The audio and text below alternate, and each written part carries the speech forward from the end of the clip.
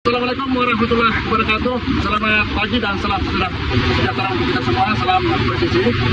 Saya AKP Muhammad Ali, Kasal Lantas Polres Pelabuhan Makassar, menginformasikan bahwa situasi arus lalu lintas di wilayah kami Polres Pelabuhan di sepanjang Nusantara terjadi gerangan air yang cukup tinggi sehingga mengalami suatu perlambatan dan bahkan kemacetan. Terlihat dari arah selatan, dari pintu 2,